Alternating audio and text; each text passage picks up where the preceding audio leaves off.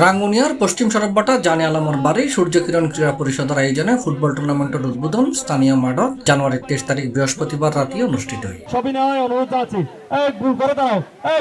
অনুষ্ঠানত উদ্বোধক আছিল রাঙ্গুনিয়া পৌরসভা 2 নম্বর ওয়ার্ড বিএনপির যুগ্ম আহ্বায়ক ওসমান গনি, সভাপতিত্ব করছি সড়কবাটা ইউনিয়ন বিএনপির সাবেক সিনিয়র সহসভাপতি রফিকুল ইসলাম। খেলাধুলার পাশাপাশি সবাই থাকবেন, খেলাধুলো হচ্ছে মানুষের মাইন্ড সেট করে এইটা বলে আমার খেলাধুলো আজকে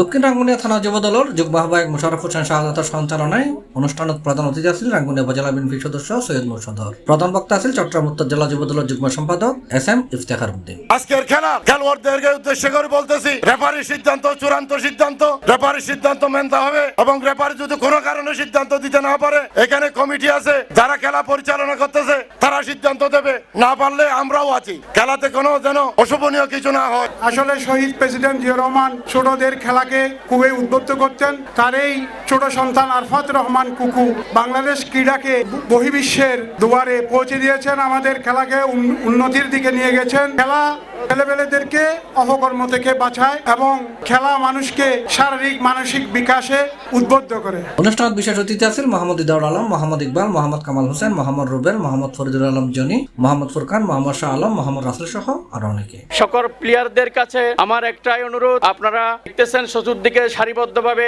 যে দর্শকেরা এখানে এসেছেন, অনেক দর্শক দেখে খুবই আনন্দিত, আশা করি আপনারাও আনন্দিত।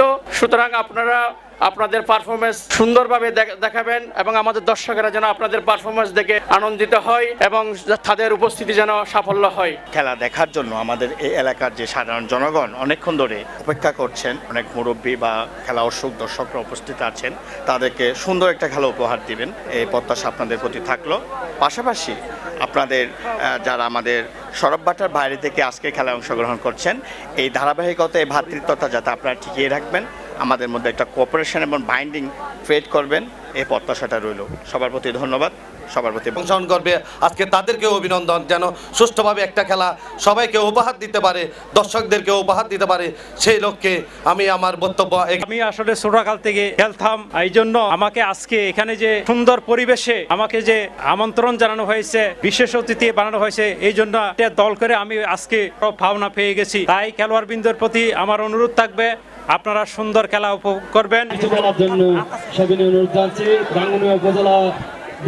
উদ্বোধনী খেলা শিলক ফুটবল একাদশ গোলাপশাহ ফুটবল একাদশ প্রতিদ্বন্দ্বিতা করে। আক্রমণ পাল্টা আক্রমণে জমজমাট ক্রীড়ার পূর্ণ দেখাই দুই দলেরই খেলোয়াড় হলেন। খেলা গোলাপশাহ ফুটবল একাদশ 2-0 গোলে জয়ী হয়। C+ TV, Chittagong.